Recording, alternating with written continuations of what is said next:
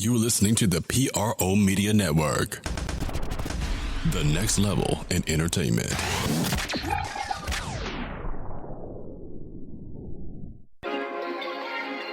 When I say who are we, you say Saints. When I say are we ready, you say who? Who we say? Who we say? Are we ready? Who we ready? Who we say? Who we say? Are we ready? We ready?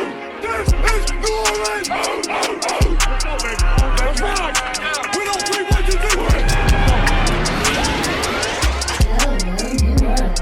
You're listening to the Sport Coma, your number one podcast on everything Saints and a lot more. And now, here's your host, Big Q and her guys. Welcome.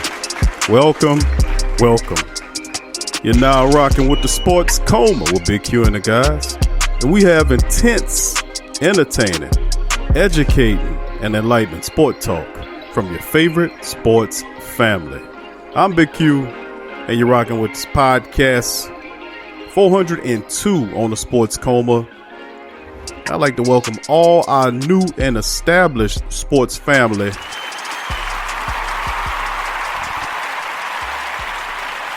for chiming in with the Sports Coma today, family. Welcome aboard.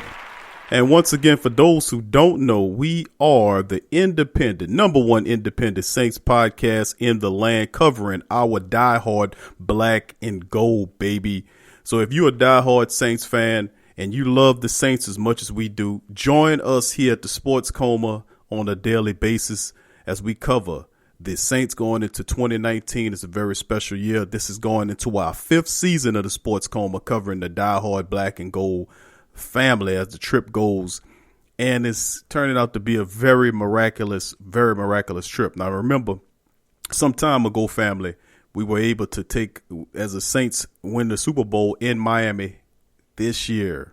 The Saints go back to, I'm just saying, the Super Bowl is back in Miami this year. The last time it was there, the Saints got one from the Colts. And looking like the way things are shifting and setting up, destiny could be in the stars as the black and gold nation headed toward possibly a 2-for-2 in the Miami area Super Bowl. So let's keep it going, baby. Podcast 402, Camp Day number 11. We got it going on in a major capacity. We'll give you news and notes, observations from today's camp. Also, we have some interviews that we're going to hit you with from Coach Payton, Marcus Davenport, and nobody's favorite receiver, Austin Carr. I just don't understand why we can't get Austin Carr get no love. A lot of Saints family giving big shots out to Emmanuel Butler, giving shots out to guys like Sammy Cobbs Jr. and all the others. Cyril Grayson even getting some love. Deontay Harris even getting some love. But when it come down to Austin Carr, we don't have Keith Kirkwood. He getting love. But Austin Carr don't seem to get much respect from any of the sports coma or the Sioux that nation. But anyway, we're going to give a round of applause right here.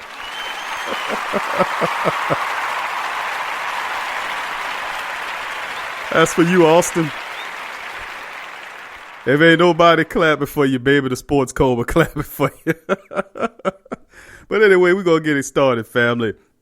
In episode 402 of the Sports Coma, let's get it undergoing. Let's get it cracking. Now, we had a couple of things happening back in today's camp. Now, it was a terrific time the Saints family had going out to Tulane State, and we covered that in the previous podcast live stream last night. We gave a breakdown on that. Black Suede chimed in. He was down there at Tulane University, down at Turner Stadium, and came back with a report. We appreciate for what he did. But Monday's practice brought a lot of action on offense, defense. The Saints focused on mostly the third down situations, and indoor work they left a good. Payton was very happy, as you could tell. He was quoted as saying, "I thought last night was one of our better practices. I felt that they followed up today with another good practice on both sides of the ball. So there will be a little time now where they're off. We're kind of into the Tuesday off day and kind of go from there." Now the Saints getting a break on Tuesday. Sports Coma might get a break depending on the news cycle. We've been going every day, baby. But the Saints are picking up momentum, man, each practice, and they are constantly reminded, if not by the coaching staff, by the fan base, that this is a Super Bowl or bust team. They are loaded from top to bottom. There's a few holes on the team that we've covered that we spoke about that before. I said the third defensive end position is a hole. We still don't have a bona fide player at the third pass rusher behind Davenport and Cam Jordan. Trey Hendrickson is a guy that's been having a pretty decent camp, stepping up. We heard some little rattlings from Geno Grissom, but not so much. Wes Horton, haven't heard anything from him, or Carbon Kafusi, or whatever other guys behind him. But we'll keep an eye out on those guys. Now, the team kickoffs to preseason action on Friday. This is going to be really good. They hosted the Minnesota Vikings at the Superdome, and we are really looking forward to that first preseason game, see what the teams look like.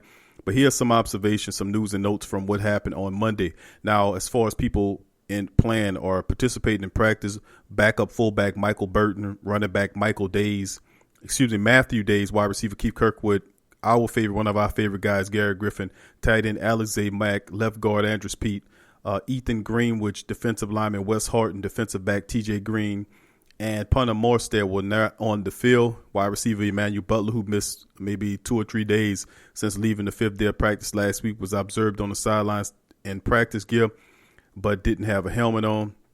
Defensive lineman Onyemata, wide receiver Deontay Harris participated in the stretching and condition portion of practice in full uniform, but didn't get on the field. I'm really interested to see what the hell Deontay Harris is going to have. Remember, he's the guy that came from Assumption College up north, and he was a guy that was he had all these great accolades, breaking all the NCAA return records and all that kind of stuff. And then the Saints are in need of a credible return man. Can that translate to the pro game from the college game with Deontay Harris, who have not been able to stay healthy? He is looking like he's working his way into health, and possibly let's see what he can do.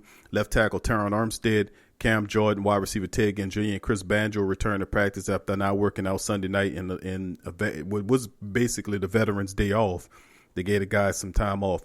Now, I've been kind of hard on Teddy Bridgewater, but Teddy Bridgewater kind of shined in today's practice.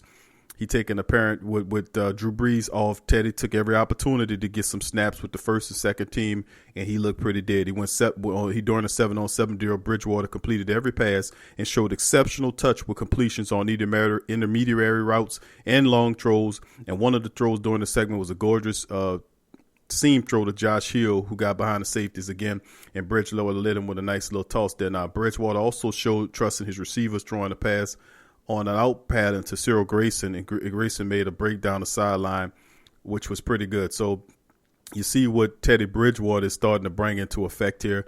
And, I've been kind of hard on him because he hasn't really showed me anything. But Teddy Bridgewater had a pretty decent camp. Let's see if he can continue to build on that moving forward. Now, other news and notes to talk about dealing with the Saints team is the fact that Saquon, let's talk about some of the mentorship that's going on as Breeze participating had a baseball cap on, didn't do too much, but he was signaling he was going to practice, but he made his presence felt being on the field with the wide receivers. And after the wideouts ran routes during the 7-on-7 and the 11-on-11 drills, he was talking to the group, showing them the right routes to run and directing them with, showing his hand gestures. He talks with his hands much like I do. And, of course, he was educating the young wide receivers and getting their minds right and keeping it going. Another great player, great plan that's been happening is Saquon Hampton showing up again. Saquon Hampton, a lot of people from the Sports Coma family been giving Hampton praise, saying that he could challenge for Marcus Williams' position. I don't know about that. But anything's possible if this kid keeps balling out. He might force Sean Payton to take a look. I don't think so, but a lot of the family do. Now, through the past 3 days, it's been extremely difficult to not see. The Saints selected him in the 6th round of this year, and he came up with a leaping interception on Saturday. He tipped the pass Sunday night that led to a turnover.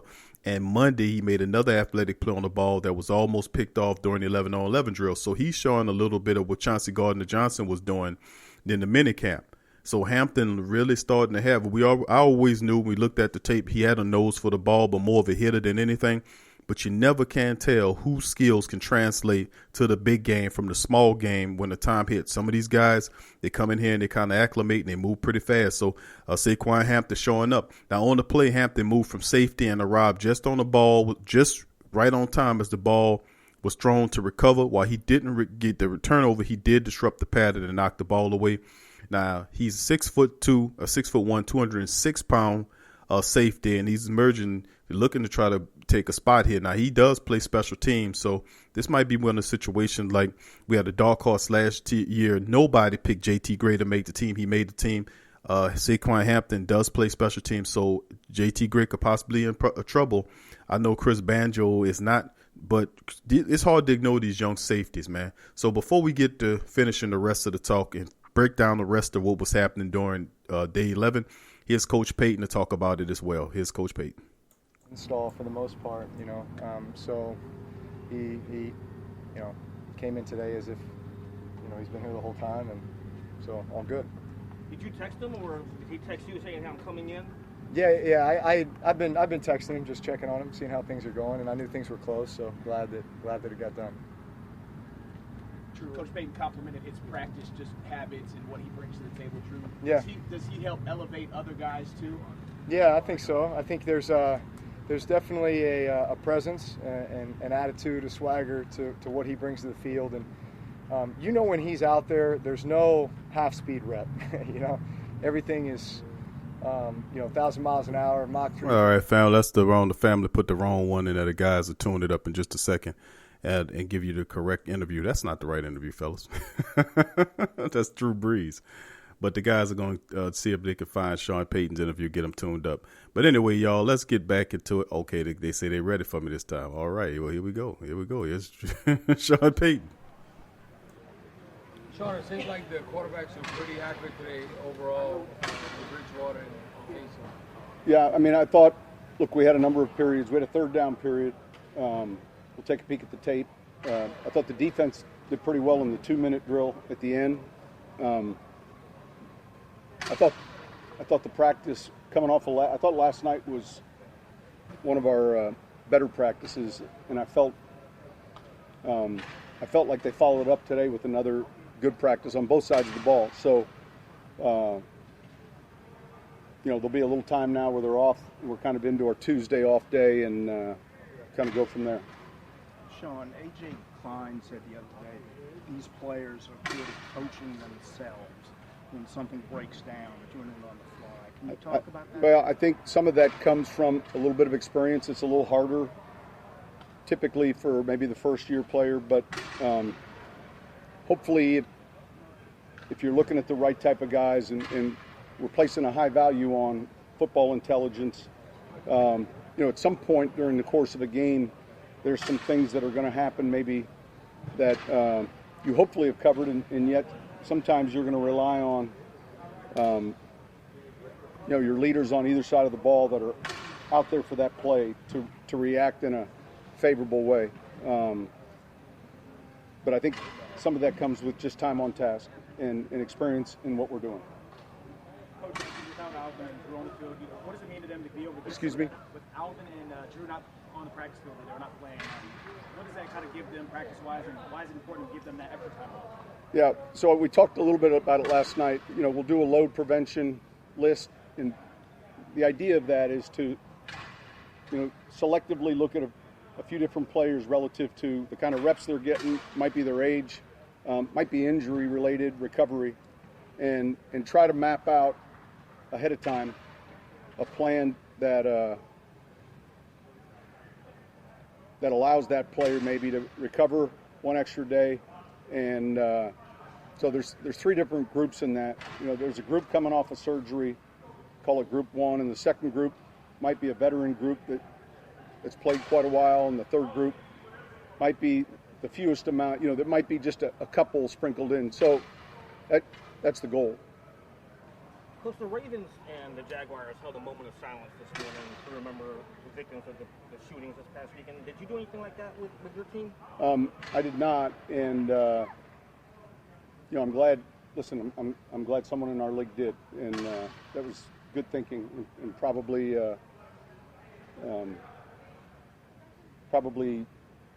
something that was significant to those two teams, and certainly,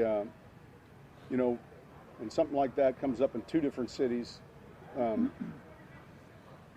it's tragic, it's disappointing, and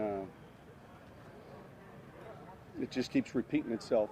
So I'm not going to get into a long political answer here. I'll just say that. That's Coach Payton, man, talking about some of the events that occurred, among other events at camp, events that occurred, unfortunate events that occurred in public shootings, and the coach had a proper response to it, and we all of us across the Who Dat Sports Coma, Black and Gold Nation, Black and Gold Mafia Nation, everybody say prayers and pray for the people and the victims of those shooters, and also pray that this stuff stops. And we are a resilient nation, and eventually we will defeat this kind of thing that's occurring. But anyway, moving forward, you heard what the coach said about the team and some of the players. But it's really interesting, man, to talk about. I want to kind of redress to go back to Saquon Hampton, the 6th round draft pick out of this year's draft. Made a pretty good play for the last several days. He's been really stepping up and playing. And I know it's just camp right now and a lot of the practices, and they're doing these in different little 7-on-7, 11-on drills to see what's going on. But it's showing something. Ultimately, when it comes down to it to get the preseason, we'll see a lot of Saquon Hampton. We'll see a lot of Chauncey Gardner-Johnson.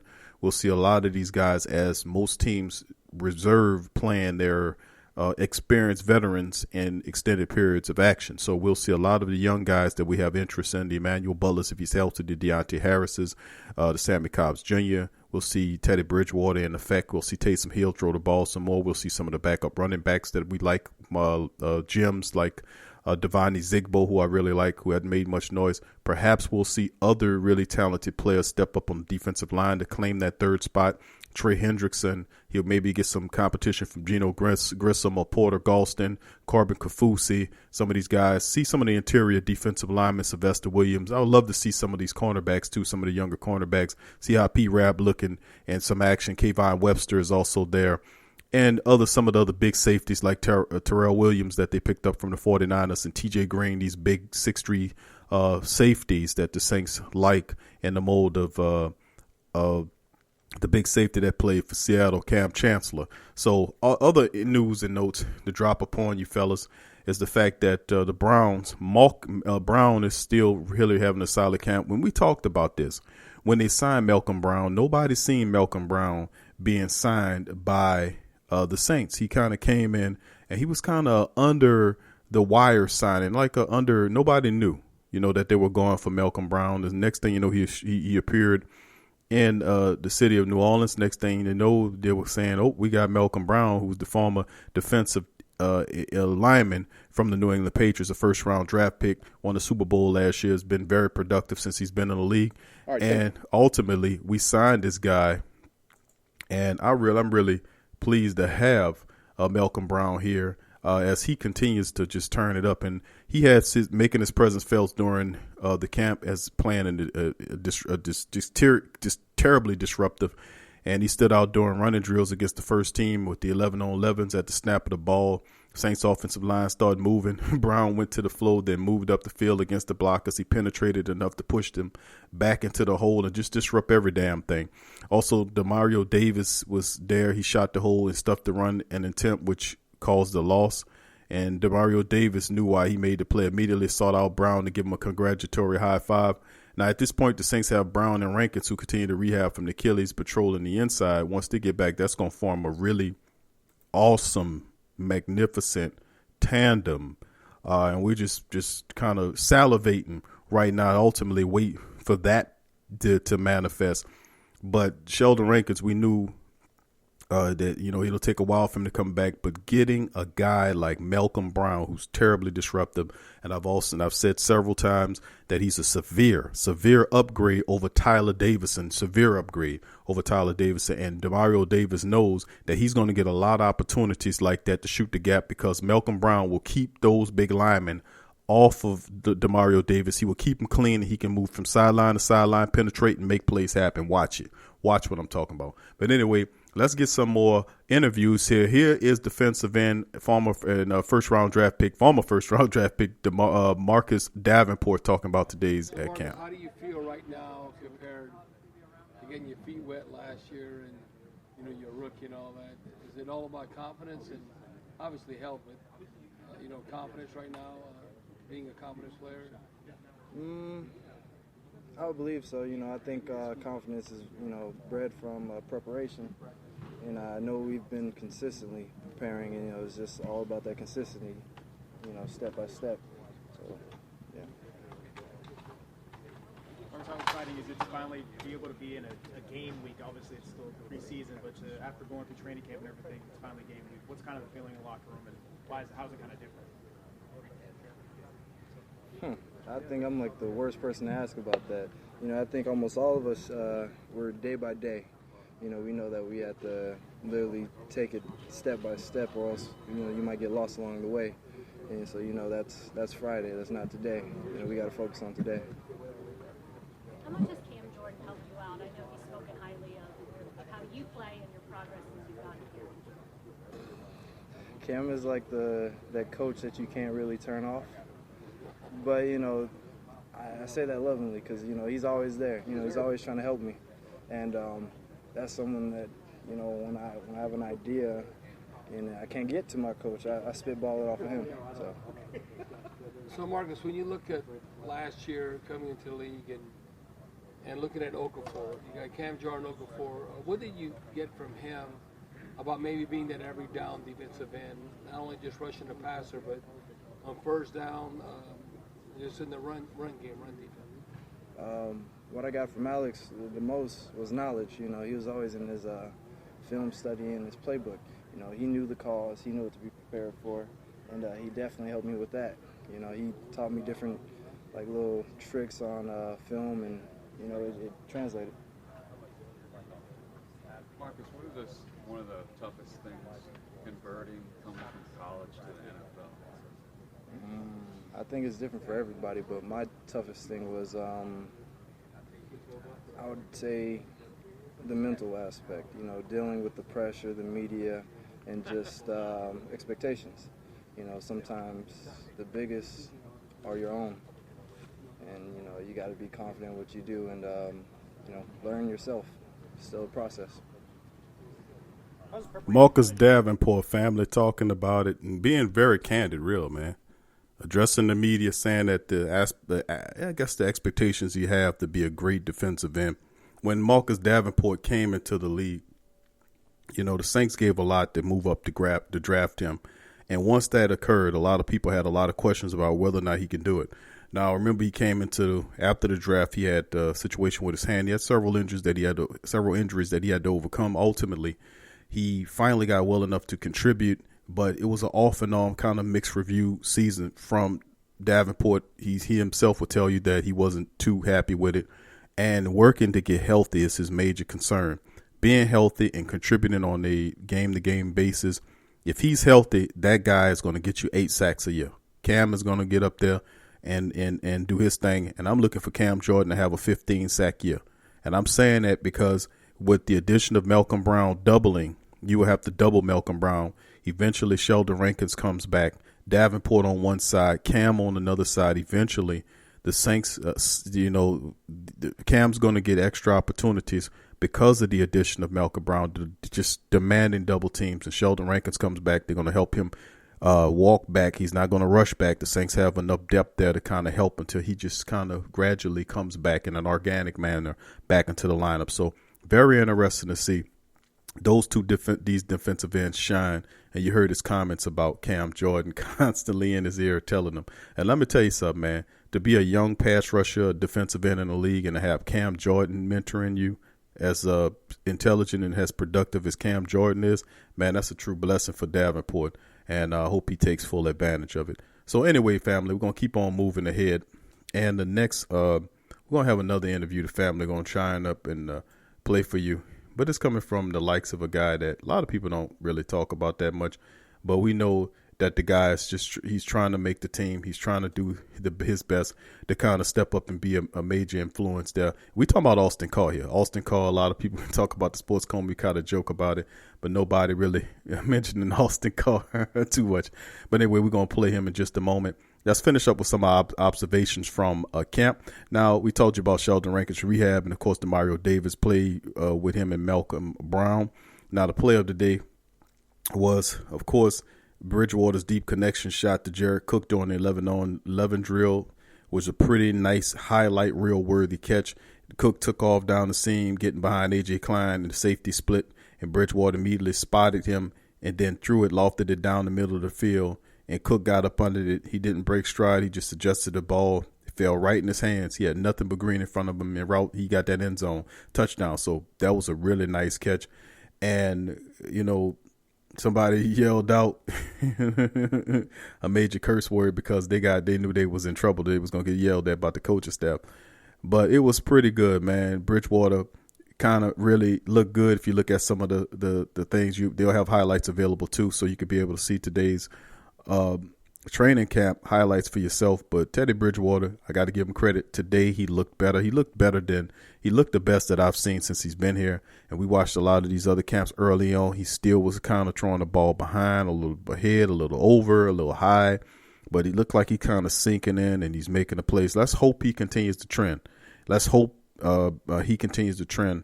It's possibly, I think Sean Payton and a few other people think that Bridgewater might be the heir apparent to Breeze whenever he hangs him up. But let's go back into the interview. Here is Austin Carr trying to make the team, his thoughts on the team. I mean, I think last year, you know, there's a narrative of us being young generally as a group, and a year of experience can make a big difference. With Keith and Traquan and myself, I think that that on the field experience last year, no, the world's not different after 1 year of experience, but I think the experience could be the difference between getting a step further in the playoffs. So the experience, the communication, and the rapport that we have with Drew, I think has improved and something that we're continually working on. Hey, Austin, has someone ever come to you on the street, like fans or who that name, and say, well, are you going to be the next Lance Moore, Willie Snead? Have you heard that? Or? Yeah, you know, people always like to compare. People always like to forecast what I'm going to be. And I just want to be as productive as possible. You know, I'm not a guy that pays super close attention to stats and so on, but the most that I can contribute from the slot and wherever else the coaches need me is sort of the goal. Yeah. Lance has helped coach me up too, which has been really useful. So if I look like him, I thank him. You know? Yeah. Drew was always out there coaching you guys up, but today it seemed like he got a chance to do that a little bit more. How much do you learn from him, and maybe even more so on days like this where he's just being Right. You know, the quarterback-receiver relationship is founded on trust and communication, and I think when he's able to just watch everything, he sees a lot more as a third-party observer, and so that helps all of us, I think, just with route, with depth, with what he's expecting from the pocket. Him being able to pull back and see that, and then for us to go in the film later on is going to be really useful. Austin Carr family chiming in on his thoughts about camp and his contributions to the team. Very smart sounding fellow. Austin Carr, man, trying to do everything. He was trying to contribute in the kick return room, trying to do the kick return thing. And he knows that he's kind of behind in the wide receiver room. A lot of guys kind of shining a little bit ahead of him. And he did have a few games where he, during the camp, that he did stand out. And he knows that one of his best ways of making a team is obviously going to be through special teams, barring injury to other players. I mean, we got so many really good and talented wide receivers in the wide receiver room this year. It's astounding. Sammy Cobbs Jr., Emmanuel Butler. You got guys like Rashard Matthews, who's another terrific, talented slot, in my opinion, the best slot that we have on the team. And other guys, Cyril Grayson, Deontay Harris, and all these other guys that's on the team as well. So it's a lot of really talented players. Keith Kirkwood in the mixture behind the two starters, Ted Ginn Jr. and the one of the best wide receivers in the league, Mike Thomas. So as far as I say, man, if you look at what the New Orleans Saints are doing, I got nothing to say but good things, man. So we're going to keep monitoring the situation, family. And we're going to keep enjoying it, too, as well as the Saints headed toward, coming up soon, the first preseason game in the New Orleans Superdome. Will be real interesting to see how it go down. But that'll do it for the Sports Coma with Big Q and the guys. If you like the show, subscribe, hit the notification button, share the show, subscribe on YouTube, man, and catch us on Spreaker as well. Our live streams are every Saturday at noon Central Times. If you want to listen to the Sports Coma, chime in, live chat, and call-ins as we talk about the New Orleans Saints, our diehard black and gold family. From me and the crew here at the Sports Coma, thank y'all for listening. Peace.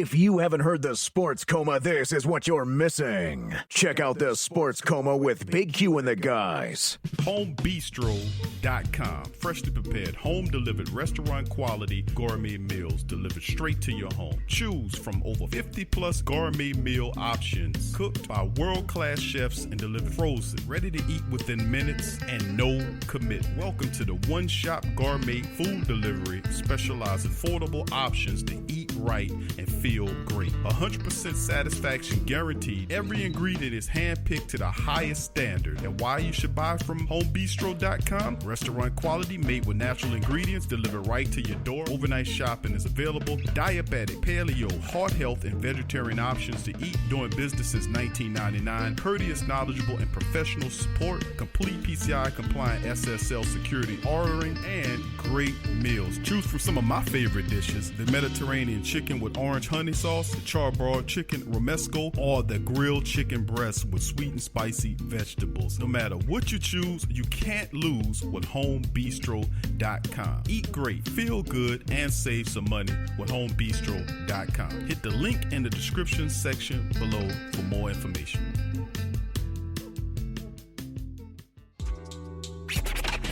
I'm a Saints and Pelicans fan, so the only podcast I can get my fix is the Sports Coma with Big Q. The guy's intense, funny, and they always keep it real.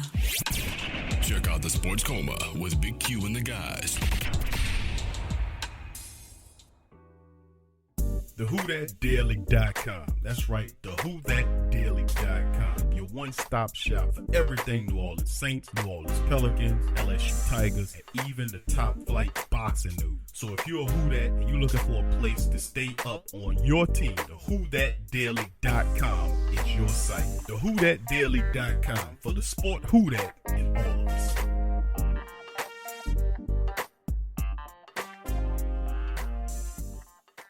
Embrace Pet Insurance is more than just pet insurance. Embrace Pet Insurance promises to provide genuine support and certainty when your pet needs it the most. With personalized accident and illness policies, compassionate customer care, 24/7 access to veterinary professionals, flexible wellness plans, timely claims processing, and online customer portals, their values is what makes them Embrace. So, when selecting a pet insurance company as a partner in your pet's care, you deserve a company that has your pet's best interests at heart. Get top-rated and reviewed coverage for your pet today. Up to 90% back on bills at any vet, total protection, pet insurance and wellness, and dependable claims payments. Get the top-rated and reviewed coverage for your pet today. Go to EmbracePetInsurance.com. That's EmbracePetInsurance.com. Check the link in the description section below. Are you a boxing fan? Check out Ring Kings Boxing only on the PRO Media Network. Follow the Sports Coma on Facebook, Twitter, Instagram, and YouTube.